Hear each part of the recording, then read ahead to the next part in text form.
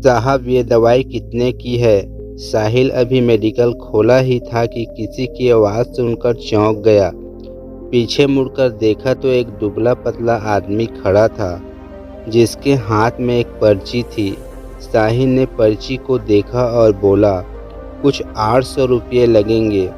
उस आदमी ने अपने जेब में हाथ डाला। उसके चेहरे पर असमंजस झलक रहा था। कुछ पल वो खामोश खड़ा रहा, फिर धीरे से पर्ची को मोड़कर जेब में रखने लगा। छोड़िए, बाद में आऊँगा, इतना कहकर वो जाने लगा। तभी पीछे से एक आवाज़ आई, भैया आपकी पर्ची गिर गई है। उसने पलट कर देखा, एक साधारण सी दिखने वाली महिला उसके सामने खड़ी थी जिसने उसकी पर्ची उठा ली थी। लेकिन उस महिला की आंखों में कुछ ऐसा था जैसे उसने उस आदमी की तकलीफ पढ़ ली हो। अगर आपको दवाइयों की ज़रूरत है तो बिना देर किए ले लीजिए, पैसे बाद में दे देना, उस महिला ने मुस्कुराते हुए कहा। आदमी ने उस महिला की ओर देखा लेकिन कुछ बोल नहीं पाया।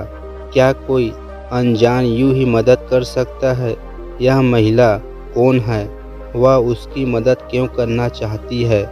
उसके दिमाग में कई सवाल चल रहे थे। फिर बोला, नहीं दीदी, मैं ऐसे किसी से मदद नहीं ले सकता। महिला ने हल्की सी मुस्कान के साथ जवाब दिया, अगर किसी की तकलीफ दूर करने की ताकत हो तो उसे रोका नहीं जाता। मुझे अपना बड़ी बहन समझो, तुम दवाई ले लो, पैसे जब मर्जी हो तब देना। आदमी ने एक पल सोचा कि धीरे से पूछा, पर आपको कैसे पता चला कि मेरे पास पैसे नहीं हैं? महिला ने नर्म स्वर में कहा, ये चेहरा बहुत कुछ कह देता है रोहन। उस आदमी का नाम रोहन था। उसने नाम सुना तो चौंक गया। आपको मेरा नाम कैसे पता?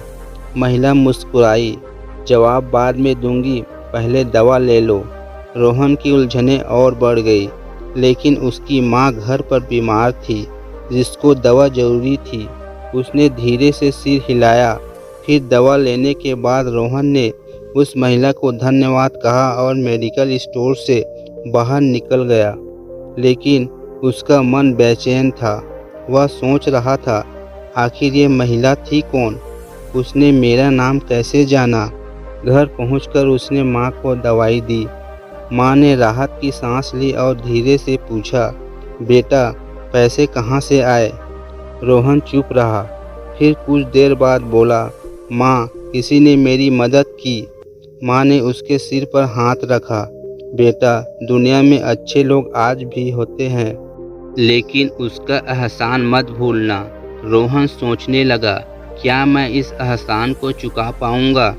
समय गुजरता गया और रोहन की माँ ठीक हो गई और रोहन का काम भी अच्छा चलने लगा।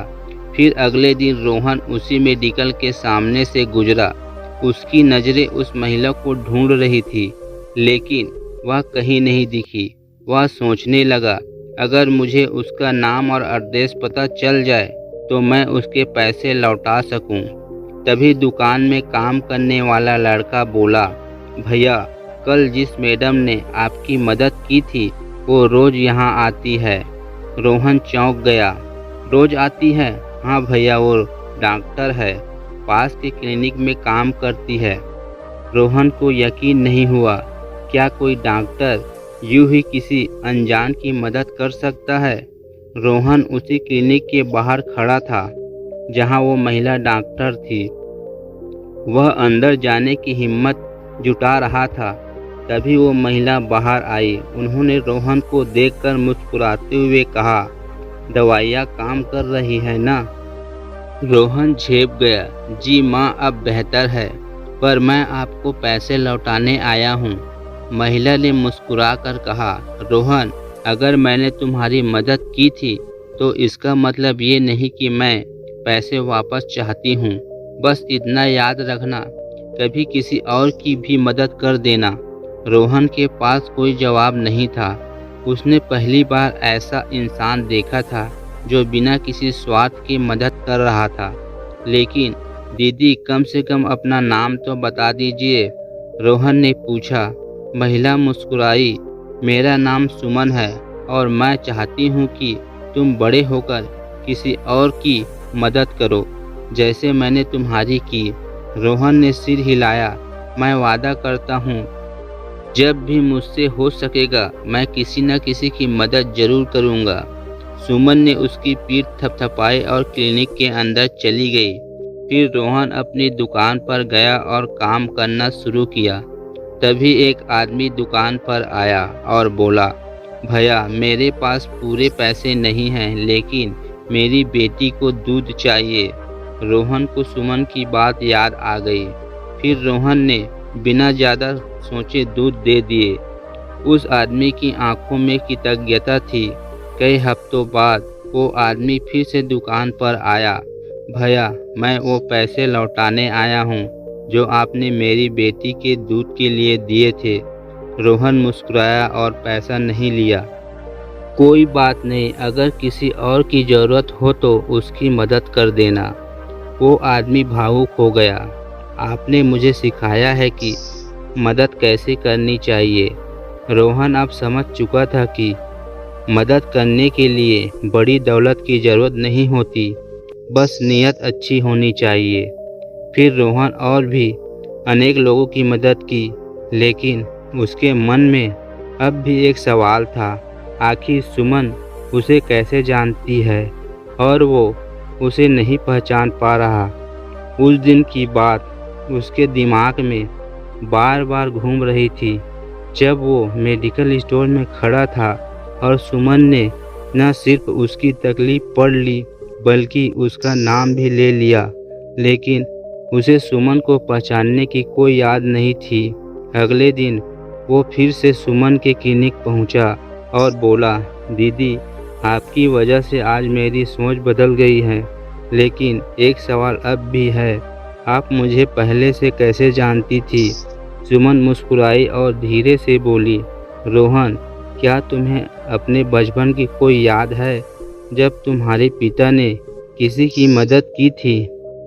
रोहन ने माथे पर बल दिया और सोचना शुरू किया, लेकिन कोई भी ऐसी घटना याद नहीं आई जिससे वो सुमन से जुड़ाव महसूस कर सके। मुझे कुछ खास याद नहीं आ रहा दीदी, रोहन ने ईमानदारी से कहा। सुमन हल्का सा मुस्कुराई, कोई बात नहीं, मैं तुम्हें याद दिलाती हूँ। सुमन ने कहना शुरू किया, बहुत साल पहले एक आदमी था जो छोटा सा किराने की दुकान चलाता था, लेकिन उसकी असली पहचान थी उसकी दयालुता। वो ज़रूरतमंदों की मदद करने से कभी पीछे नहीं हटता था। एक दिन एक छोटी सी बच्ची के पास अपने बीमार माँ के लिए दवा लेने के लिए पूरे पैसे नहीं थे। दुकानदार ने बिना एक पल सोचे उसे पैसे दिए और कहा, जब भी पैसे हो तब देना, सेहत पैसों से ज़्यादा जरूरी होती है। अब रोहन की आंखों में हल्की सी चमक थी। सुमन ने मुस्कुराते हुए पूछा, क्या अब कुछ याद आया? रोहन कुछ देर सोचता रहा, फिर अचानक उसे याद आया कि उसके पिता एक बार बताए थे कि उन्होंने एक बार किसी छोटी बच्ची की मदद की थी जिसके पास अपनी माँ की दवा के लिए पैसे नहीं थे, लेकिन कभी उस बच्ची का नाम नहीं बताए थे। क्या वो बच्ची आप थी दीदी? रोहन ने हक्का बक्का होकर पूछा। सुमन ने सिर हिलाया, हाँ रोहन, मैं वही बच्ची थी। फिर दोनों की आंखों में नमी आ गई और पुरानी यादें ताज़ा हो गई। दोस्तों, वीडियो पसंद आई हो तो वीडियो को लाइक शेयर करें और चैनल पर पहली बार आए हो तो चैनल को सब्सक्राइब करें। धन्यवाद।